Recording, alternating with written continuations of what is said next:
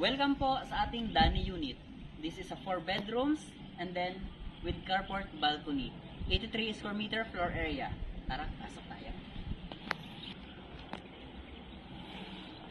Ito po yung turnover namin sa Dani unit natin. Meron tayong isang common CR sa baba. Ito po yun. Ang ating common CR. And then ito po ay isang maid's room natin sa baba. Yan ang isang room natin. And then, sa lababo po natin, ganito na po yung turnover natin. Kasama po ito sa counter. Kasama rin po ito sa ating basement. Ang ating door natin palabas ay ito po. Ito po yung ating main door palabas. Then, akyat po tayo sa taas. Dito po sa taas, nandito po ang ating master bedroom na may sariling CR. Pero may isa tayong common CR.